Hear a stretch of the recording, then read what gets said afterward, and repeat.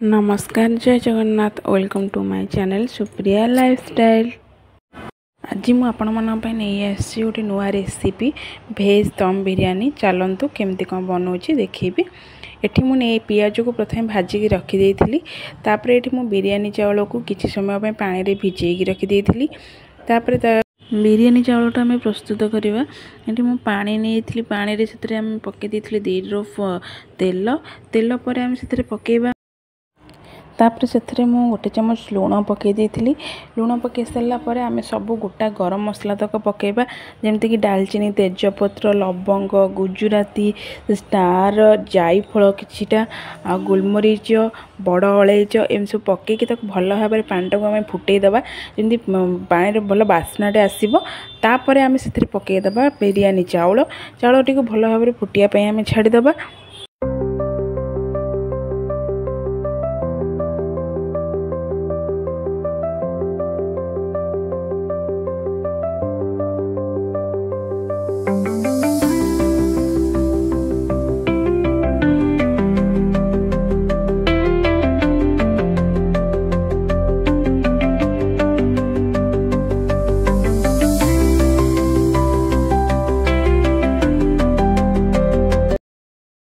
आमर भल भाव में हो आसला।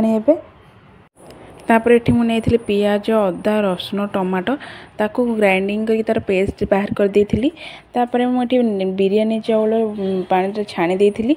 एठी मुझे बिरयानी पाई कटा पियाज और किसी भजा होता छणा होता पियाज अदा रसुण टमाटर पेस्ट तापर ये नहीं मु गोटा गरम मसला ये सब परिवा मुझे आलू गाजर बीन्स मशरूम नहीं तापर पनीर नहीं कोबी नहीं अल्प धनिया पत्र आ पुदीना पत्र या नहीं सब आपन चाहिए किसी अलग परिबा भी ऐड करें। आम सब परिवा को ये भल भाव में मैरिनेट करदे। मु सब परिवा को एकाठी मिसेकी पकईदेली गोटे जगार। तापर आम से पकेबा दही 2 चमच मुझे तापर पकेबा हलदी गुंड लंका गुंड अल्प जीरा काश्मीरी लंका गुंड तापर मुझे पकई धनिया पत्र अल्प पुदीना पत्र आउ छणा होकि रही पियाज अल्प पकई से। तापर आम से सब मसला गुंड पकेबा जमती कि धनिया पाउडर करी पाउडर अल्प गरम मसला ताकू पकईकी आम भल भाव गोलेदबा। भल से गोलेबा जमती मोर मसलाटी सब परिवार भल भाव में लगिज गोले सारा गोटे जगह घोड़े रखीदबा। तापर एपटे आमर गरम हो गला गोटे डिश मुझे तो से डिश आम गरम हो सारा से आम देदबा तेल। ये आप चाहिए सोरिष तेल भी यूज करेंगे मुझे ये फ्रीडम रिफाइन तेल यूज करी। तापर आम से पकईदबा गोटा गरम मसला सब तापर गुजराती 2टा पकईदबा आउ तेजपत्र 2टा मु पकई देइथिली।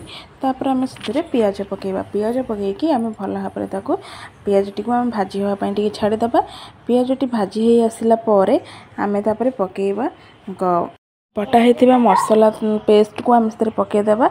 भल भाव में मसला टी आम कषि हाँपाई छाड़ीदबा टी समय से आम पकईदबा स्वाद अनुसार लुण पकईकी आम भल भाव पुणी गोलेदबा कषिदबा मसलाटी कषि हो आसला आम से पकईदबा मैरिनेट होता आमर सब परिवा तक जहाँ मैरिनेट करके रखी थे सबको आम से पकईदबा ताकू पकईकी आम भल भाव में गोलेदबा देखिए कारण पनीर पड़ी पनीरटा फिटिज से भल भाव में गोलेदबा।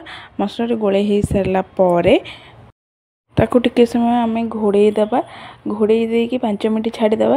तापर आम बाहर करदबा घोड़णटी तापर आउ टिके भल भाव में कषि देकी ता देहरे आम पकेबा आमर बिरयानी चावल जहाँ रखी पकेबा।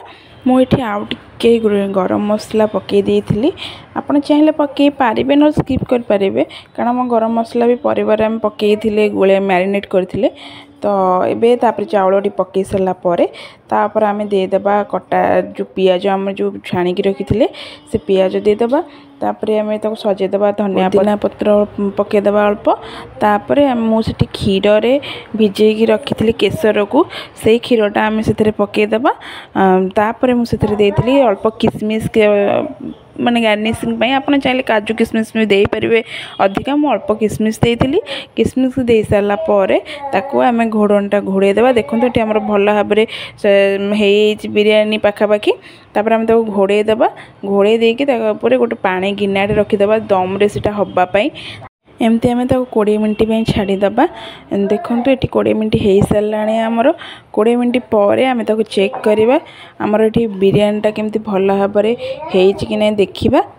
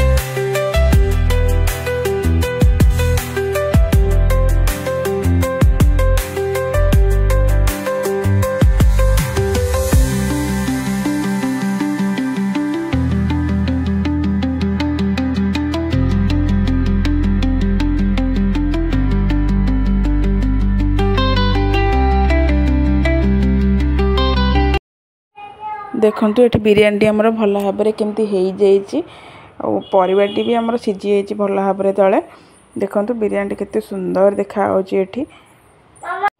तापर आम एठी प्रस्तुत करवा रायता रायता पई मोठी नेची बड़ 3 चामच दही नेची दही नेला परे तापर ताको भल भाव में टिके आम फेंटी दबा तापर दही पर मु नेइथिली अल्प धनिया पत्र तापर कटा हेथिबा पियाज अल्प काकुड़ी अल्प टमाटो ताको मु पकईकी गली देइथिली तापर हम से पकईथिली अल्प पुदीना पत्र टिके तार बास्ना पाई तापर बीट लुण टिके पकईथिली आप नॉर्मल लुण भी नहीं पारे बीट लुणटा पकईले तो स्मेलटा भल आसो तापर मु अल्प कंचा लंका नहीं गोटे फाड़े लेंबू तार नहीं टिके चुपुड़ी कारण दहीटा टिके खट्टा नाला से लेंबू टिके चुपुड़ी तो ताकू नहीं पानी अल्प टिके देदेबा ताकू भल भाव में आम मिक्स करदबा एबे हमर प्रस्तुत हो गला बिरयानी पई हमर रायताटा एबे हमर प्रस्तुत हो गला भेज दम बिरयानी ता सहित हमर रायता एबे गरम गरम आम प्लेट को बाहर करके सर्व करबा आशा करछि वीडियोटी आपन मन को भल लागि थिबो यदि वीडियोटी भल लागि छि ताले लाइक करंतु शेयर करंतु नुआ थिले मो चैनल को सब्सक्राइब करंतु रहिली नमस्कार जय जगन्नाथ।